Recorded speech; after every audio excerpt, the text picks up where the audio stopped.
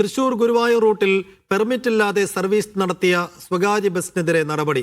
പുലർച്ചെയും രാത്രിയും മാത്രം സർവീസ് നടത്തുന്ന ബസ് മോട്ടോർ വാഹന വകുപ്പ് പിടികൂടി. മദ്യപാനത്തിന് പണം കണ്ടെത്താനായിരുന്നു ജീവനക്കാർ സർവീസ് നടത്തിയത്. നട്രാജ് പരശുറാം വിശദാംശങ്ങൾ നൽകും. നട്രാജ്, രാത്രിയും രാവിലെയും മാത്രം സർവീസ് നടത്തുന്നു, മദ്യപാനത്തിന് പണം കണ്ടെത്താനായിരുന്നു എന്നാണ് ഇപ്പോൾ മനസ്സിലാക്കുന്ന കാര്യം. ഇപ്പോൾ ഇതിനെതിരെ എന്ത് നടപടിയാണ് ഉണ്ടാകാൻ പോകുന്നത്? വിശദാംശങ്ങൾ എന്ത്? ഇന്ന് രാവിലെയാണ് ഇത്തരത്തിൽ സർവീസ് നടത്തിയ ബസ് പിടികൂടിയത്.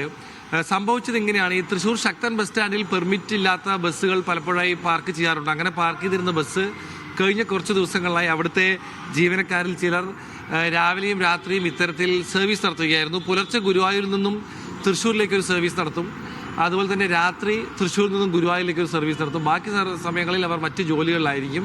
ഈ രണ്ട് സമയത്തും ഏറെ തിരക്കുള്ള സമയമായതുകൊണ്ട് തന്നെ ആളുകളെ വളരെ തിക്കിക്കയറ്റി വളരെ തിരക്കോടുകൂടി ഈ വാഹനത്തിൽ സർവീസ് നടത്തിയിരുന്നു. ഇതിൻ്റെ രഹസ്യ വിവരം ലഭിച്ചതിനെ തുടർന്ന് നടന്ന പരിശോധനയിലാണ് ഒരു ബസ് ഇന്ന് പിടികൂടിയത്. തുടർന്നുള്ള അന്വേഷണത്തിൽ മറ്റൊരു ബസ്സും സർവീസ് നടത്തിയെന്ന് കണ്ടെത്തുകയായിരുന്നു.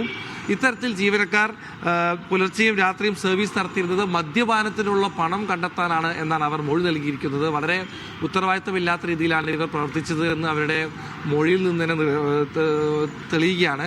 ഗുരുവായൂർ തൃശ്ശൂർ റൂട്ടിലായിരുന്നു സർവീസ് നടത്തിയിരുന്നത് ജീവനക്കാരാണ്. 16,000 രൂപ ഇക്കാര്യത്തിൽ മോട്ടോർ വാഹന വകുപ്പ് ഇവർക്ക് പിഴയിട്ടിട്ടുണ്ട്. ബസ്സിൻ്റെ ഫിറ്റ്നസ് റദ്ദാക്കിയിട്ടുണ്ട്. ബസ്സിന് വേറെ പ്രശ്നങ്ങൾ നേരത്തെ ഉണ്ടായിരുന്നു, അതുകൊണ്ട് തന്നെ അതിൻ്റെ ഫിറ്റ്നസ് റദ്ദാക്കുകയും ചെയ്തു. എന്തായാലും തുടർ നടപടിയിലേക്ക് പോലീസ് മോട്ടോർ വാഹന വകുപ്പ് കടക്കും എന്ന് അറിയിച്ചിട്ടുണ്ട്. കാരണം ഇതിൽ ലൈസൻസ് ഇല്ലാതെയാണ്. ഇതിൽ കണ്ടക്ടറായി പ്രവർത്തിക്കുന്ന ആൾക്ക് കണ്ടക്ടർ ജോലിക്കുള്ള ലൈസൻസ് ഉണ്ടായിരുന്നില്ല എന്നും കണ്ടെത്തിയിട്ടുണ്ട്. ഡ്രൈവറിൻ്റെ കാര്യത്തിൽ കൂടുതൽ പരിശോധനകൾ നടത്തേണ്ടതുണ്ടെന്നും അധികൃതർ അറിയിച്ചിട്ടുണ്ട്. ശരി.